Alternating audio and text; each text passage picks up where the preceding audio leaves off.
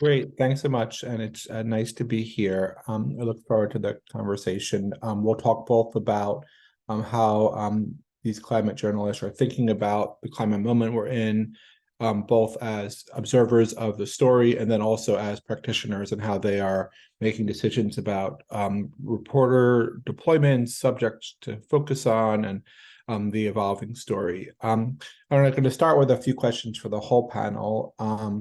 The first thing I wanted to ask about was this year. It's been an incredible year from a climate perspective, between impacts in the US, like wildfires in Maui, historic heat. It'll be the hottest year in recorded history. Antarctic ice extent is at amazing lows. And I wanted to know how the panel thinks about how this year is changing, if at all, what they see as a story of climate change right now. And maybe I'll start with Kendra, and then Peter, Steve, and Juliet. Thank you for having me. I don't actually think it's changing the story. I think in the years where there are more disasters and where there are more catastrophes, it becomes a little bit easier to tell the story because people can see it. It's very visible. It's not so back of mind. But I think in terms of the story that we're telling and the story that we're communicating about the risks and the consequences of climate change, I don't think it fundamentally shifts that story. Yeah, I would agree some with that. I mean, the story is the same, but people are aware of it in a different way. And I think that gives us more of an opportunity to reach more people. And it also raises more questions like, okay, if this is happening, what are the solutions? What can be done? And so that, I think, pushes the story some towards solutions in ways that we haven't seen before. Solutions journalism has been around for a long time. Climate solutions have been around for a long time, but I think we see, at least in our readers, much more interest in stories that get at how some of this can be abated.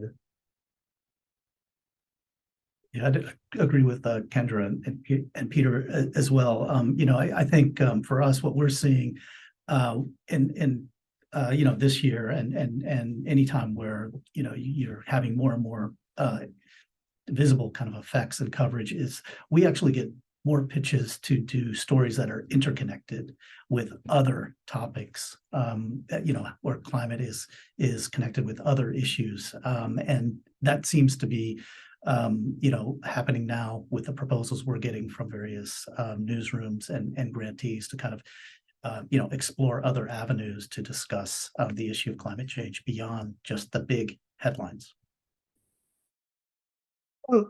Picking up on what Peter said, that there is this interest in both, solutions, whether it's what are we going to do about reducing the greenhouse gas emissions that are helping drive this record warmth, but also kind of adaptation in people's their everyday lives. Like, how are you going to set your thermostat when it's incredibly hot? Or what are you going to do to, when there's a wildfire, prepare for it? I think that people are actually looking for some of those smaller scale adaptations as well as really big ones. What are, if sea level rise is accelerating, does it make sense to build seawalls, things like that. So I think that that's also part of where things are going. I mean, it's very interesting. And we did, the Washington Post and the University of Maryland did polling on this question this summer about to what extent people's attitudes have changed towards climate change. And we didn't see incredible